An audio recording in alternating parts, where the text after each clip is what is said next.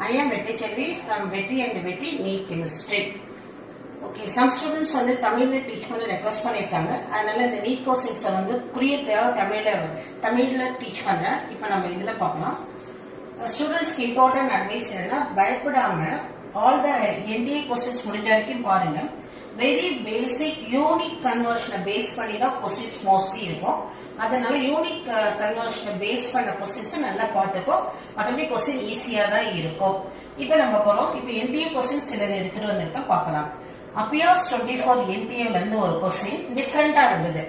2 moles of non-volatile solid is added. 2 moles of non-volatile solid is added to 1 kilogram of water at minus 8 degrees centigrade. Kf of water is 2 Kelvin kilogram mole inverse.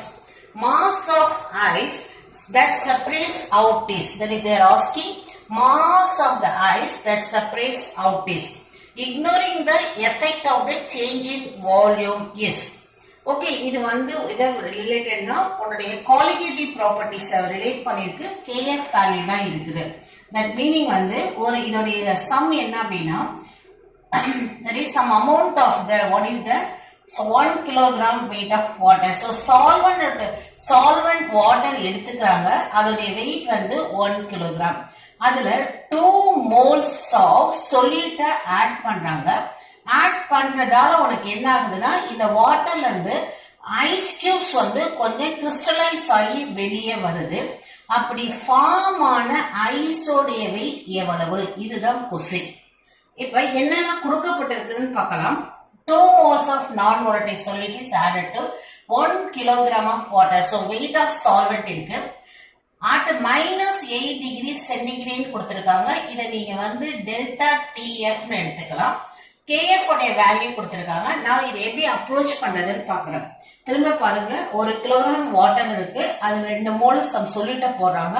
அதுல இருந்து என்ன ஆகுதுன்னா அந்த water வந்து ice cubes வெளியே தள்ளிட்டே இருக்கு. So எந்த அளவு ஐஸ் கியூப் ஃபார்ம் ஆச்சு இதுதான் கேக்குறாங்க. Mass of ice cube. இப்ப நீங்க ரெண்டு இது எடுத்துக்கலாம். இதோட டெம்பரேச்சர் வந்து minus 8 டிகிரி சென்டிகிரேட்ல கொடுத்திருக்காங்க. 1 kilogram of water at minus 8 degree centigrade. அது ஐஸ் கியூபா மாறிட்டுனா எப்ப 0 டிகிரில அது ஐஸ் கியூபா மாறிருக்கு. அப்ப டிஃபரன்ஸ் நீ பார்த்தோம்னா 8 அவ்வளவுதான். that is delta TF.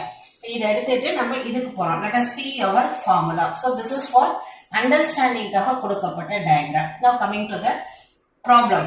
Yes, the first formula is delta T. It is freezing point. Let us take it as a change in temperature of freezing point is equal to molality into Kf. இதுதான் formula. நமக்கு I factor தேவையில்லை. Okay, next what is it? Here it is that let us take it as a this is the question. Okay, what is change in temperature ங்க சொல்லிட்டு 0 degree இருந்து 8 degree centigrade. So different பார்த்தோம்னா 8 அதுதான் கேள்வி. Difference வரப்ப degree சென்டிகிரேடோ அதுதான் கேள்வி. So TF value 8 kelvin.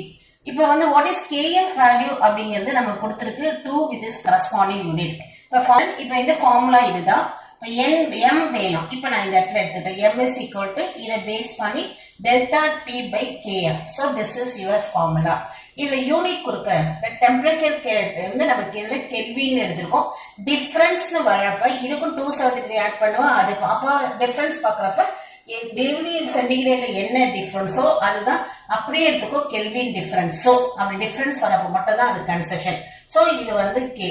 இந்த இடத்துல KF unit kelvin kilogram mole inverse. Okay, இப்ப டெல்டா T வேல்யூ 8 போட்டாச்சு. KF value 2. இப்ப ரெண்டையும் கேன்சல் பண்ணா உனக்கு வருது 4. What is m is called as a molality. அதோட யூனிட் வந்து மோல்ஸ் பர் கிலோகிராம். இங்க கேன்சல் ஆயிடுச்சு பாருங்க. that is your ஃபார்முலாவுல கெல்வின் கேன்சல் ஆயிடுச்சு. now this is your யூனிட்ல வந்து கெல்வின் கேன்சல் ஆயிடுச்சு. What is the unit is kilogram per mole. இது ஆப்போசிட்ஸ் வரப்ப mole per kilogram. so this is the correct unit we are getting. so what is m is equal to 4 moles per kilogram. that is ready. now let us see the next formula. what is molality is number of moles divided by the weight of solvent in kilogram.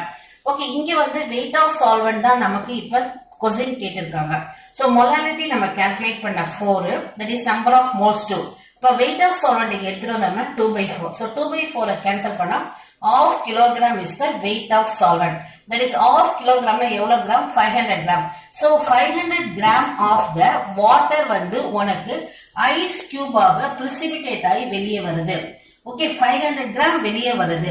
இனிஷியலா எவ்வளவு எடுத்திருக்காங்க அப்படின்னா, இனிஷியலா எடுத்தது 1 kilogram, that is 1000 gram எடுத்திருக்காங்க. ஐஸா separate ஆகி வர்றது எவ்வளவு? half kilogram, that is 500. So what is left out is 500. Now let us see here. Mass of the ice that separates out, அதாவது எவ்வளவு வெளியே வருது அப்படின்னா, இனிஷியலா எடுத்தது 500, இப்ப 500 தான் இருக்கு. So அப்ப how much is coming out is 500 gram is coming out. This is the sum. Okay children, next question say NTA appears 24 ல இந்த question இருக்கு. The question repeated and நிச்சய வருது. Balance the equation and find out the xy A and B respectively. Redox reaction base பண்ணி இந்த கொஸ்டினை approach பண்றோம். இந்த பேட்டர்ல நிச்சயம் ஒரு கொஸ்டின். சோ செய்யற விதம் அப்ரோச் பண்றது ரிப்பீட்டா நான் டீச் பண்ண சேம் மெத்தட் தான். என்ன செய்யறோம்னு பாக்குறோம். First nitric acid hydrogen sulphide கொடுத்திருக்காங்க. ஒன்னுடைய X Y A B stoichiometry நம்ம எழுதணும், அவ்வளவுதான். உன்னுடைய ஃபர்ஸ்ட் ஒர்க் என்ன அப்படின்னா, இந்த ஆக்சிடேஷன் நம்பர் கவனிங்க. ஃபர்ஸ்ட் நான் என்ன செஞ்சேன்னா, இந்த நைட்ரஜன் ஆக்சிடேஷன் நம்பர் எழுதுங்க. 3 × 2 6, 6ல ஒரு ஹைட்ரஜன் போச்சுன்னா +5. ஓகே, இந்த இடத்துல வந்து பாருங்க நைட்ரஜன் இவ -2, அதனால நைட்ரஜன் +2. இப்ப இங்க வித்தியாசத்தை பாருங்க, என்ன ஆயிருக்குன்னா +5ல இருந்து +2ன்னு ஆக்சிடேஷன் நம்பர் குறைஞ்சதால இது என்ன நடக்குது? ரிடக்ஷன் நடக்குது. ரிடக்ஷனா என்னது? Gain of electron. ஆஃப்கோர்ஸ் இது இந்த நாலேஜ் உனக்கு நாலேஜுக்காக கொடுத்து இப்ப இந்த இடத்துல தேவையில்லை. அடுத்து இங்க வாங்க, இது +2, இது வந்து -2. சல்ஃபர் -2ங்கிற ஆக்சிடேஷன் ஸ்டேட்ல இருந்து 0ங்கிற ஆக்சிடேஷன் ஸ்டேட்டுக்கு என்னவா இருக்கு? உயர்ந்திருக்கிறது.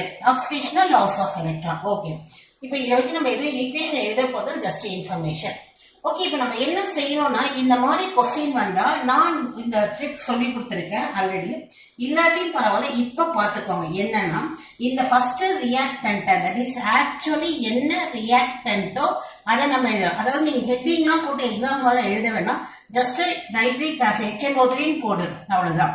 இதுல சேஞ்ச் இன் ஆக்சிடேஷன் நம்பர், இதுதான் ரெண்டாவது ஹெட்டிங். எந்த அளவு நைட்ரஜன் ஆக்சிடேஷன் மாறி இருக்குன்னு பாரு. இங்க 5 இருக்கு, அங்க 2 இருக்கு. So what is the difference? Difference only you have to write, that is 3. அதே மாதிரி H2S உங்க ஆக்சிடேஷன் நம்பர் எங்க பாருங்க, -2 to 0, that is -2ல இருந்து -1 0. சோ டிஃபரன்ஸ் வந்து only difference 2. இந்த டிஃபரன்ஸ் பாக்குறப்ப நீங்க சைன் பிளஸ் மைனஸ்லாம் பார்க்காதீங்க, ஜஸ்ட் எக்ஸாக்ட் டிஃபரன்ஸ் மட்டும் தான். அதுக்கப்புறம் என்ன பண்ணணும்னா கிராஸ் மல்டிப்ளை பண்ற மாதிரி இந்த 2வை நீங்க இங்க எழுதணும், இந்த 3யை இங்க எழுதுங்க. இப்ப என்ன செய்யணும்னா 2வை இங்க போட்டுட்டு இங்க என்ன கெமிக்கல் எழுதியோ அதை எழுதிக்கோ. That is 2 moles of what is it called HNO3. இந்த இடத்துல what is written, இந்த 3 இங்க வருது, 3 போட்டுக்கோ, moles of போட்டு what is this is H2S, அவ்வளவுதான். இப்ப என்ன செய்யணும்னா HNO3க்கு முன்னாடி நீ 2 போடணும். வந்து பாருங்க, HNO3க்கு முன்னாடி இங்க இருக்கு, இந்த இடத்துல நான் 2 போடுறேன். H2Sக்கு முன்னாடி என்ன போடணும்? இதுக்கு முன்னாடி நீ என்ன போடணும்? 3 போடணும், அவ்வளவுதான். இத பேஸ் பண்ணி இப்ப நான் பேலன்ஸ் பண்ண போட நைட்ரஜன் பாருங்க இங்க 2, அதனால இந்த இடத்துலயும் 2. அதுக்கடுத்து பாருங்க இங்க சல்பர் 3, அது அவங்களே போட்டிருக்காங்க. ஹைட்ரஜன் பாருங்க இந்த இடத்துல 3 × 2 6, அதே மாதிரி இங்க 2 இருக்கு, அதனால இங்க நான் 3 போடுறேன். இப்ப நம்மளுடைய ஸ்டாக்கியோமெட்ரி எக்ஸ் ஒய் ஏபி என்ன ஆர்டர்ல இருக்கு? 2 3 2 3. இப்ப போய் பாருங்க இந்த இடத்துல 2 3 2 3 2 3 2 3. I think this should be the 2 3. Okay, let us go to the option. That is C is the correct answer. Okay children, that's all. Okay children, now you can see here one correction, that is hydrogen. You see from here 3 × 2 6 hydrogen plus this hydrogen you add it. So 6 plus 2 8 hydrogen. So I am putting in front H2 க்கு முன்னாடி நீ 4 போடு, அப்பதான் உனக்கு hydrogen match ஆகும். So இப்போ உன்னுடைய stoichiometry 2 3 2 4 தான். So this is 2 3 2 4. இந்த ஆப்ஷன் தான் correct. Next question, same appears 24 NTA.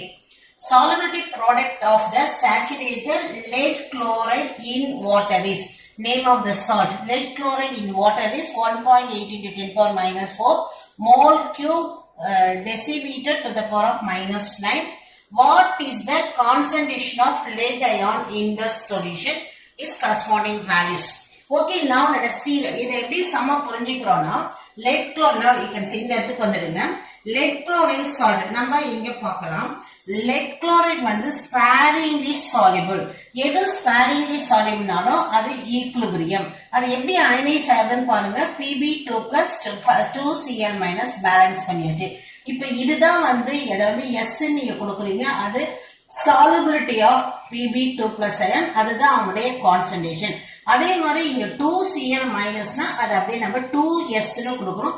இதுதான் as per the concept. So இப்ப ஃபார்முலா என்னன்னா இதுதான் tricky formula to find out the solubility product. X to the power of X, Y to the power of Y, S to the power of X plus Y. இதுதான் solubility. So ஒன்னு ஒரு ion. இப்ப இங்க எடுத்தோம்னா லெட்ங்கிறது ஒரு ion 1 to the 1, குளோரின்ங்கிறது 2 ion 2 to the power of 2, Sங்கிறது solubility 1 plus 2. அப்ப 2 2s are 4. அடுத்து மேல வந்து 1 plus 2 3. So அப்ப 4S to the power of 3 தான் இந்த ஈக்குலிபிரியத்துக்குரிய solubility product. அதுதான் ஃபார்முலா. அப்ப என்னன்னா அந்த வேல்யூ கொடுத்திருக்காங்க சம்முல 1.8 into 10 power minus 4 அப்படின்னு solubility product வேல்யூ கொடுத்திருக்காங்க. அப்ப அதை நம்ம ஈக்குவலைஸ் பண்ணோம். கொடுக்கப்பட்ட வேல்யூ 1.8 into 10 power minus 4, அதோடைய corresponding unit is equal to 4S to the power of 3. அவங்க என்ன கேட்டிருக்காங்கன்னா கொஸ்டின்ல கான்சன்ட்ரேஷன் ஆஃப் திஸ், நீங்க பாருங்க கான்சன்ட்ரேஷன் ஆஃப் lead 2 plus அப்படின்னா என்ன அர்த்தம்னா இததான் அவங்க கொஸ்டின்ல கேக்குறாங்க. அப்ப எதை நீங்க கண்டுபிடிக்கணும், S கண்டுபிடிச்சா அதுதான் அதோடைய கான்சன்ட்ரேஷன்.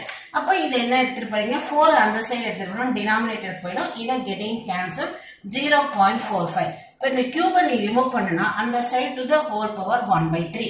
So இதுதான் என்னது solubility of your what is இந்த salt உடைய solubility. அது எதுக்கு மேட்ச் ஆகுதுன்னா concentration of lead க்கு. அப்ப இதுதான் you can call it as equivalent to concentration of lead 2 plus. அப்ப ஆப்ஷன் போய் பாருங்க 0.45 into 10 power minus 4.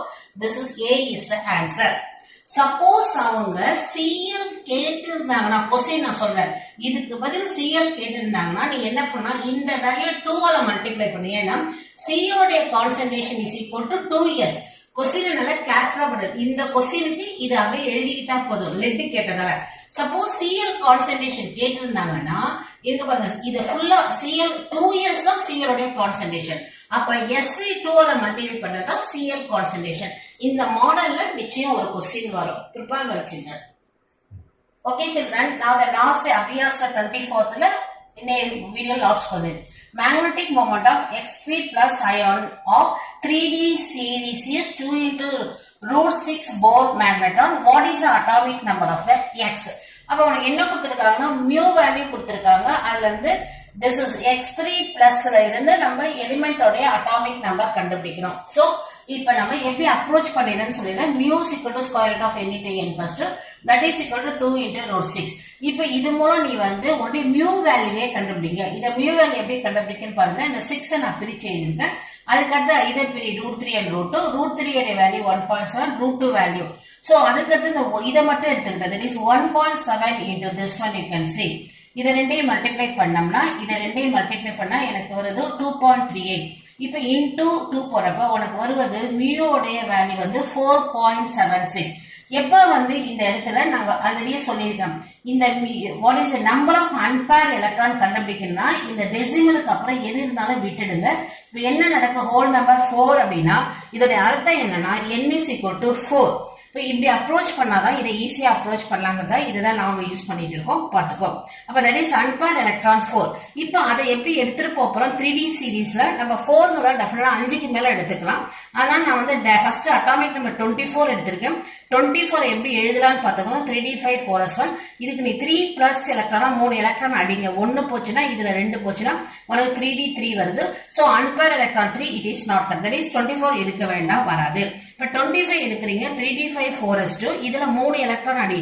இது அடிச்சது இதுல 1 போச்சுன்னா உனக்கு 4 3d4 that is unfair electron நமக்கு 4 இருக்கு. அதனால உனக்கு அட்டாமிக் நம்பர் 25 இருக்கிறவனுக்கு தான் இந்த ஆன்சர் வரும். So my element is atomic number is 25. Name of the element கேட்டாங்கன்னா 25 is manganese. Prepare and children, all the best.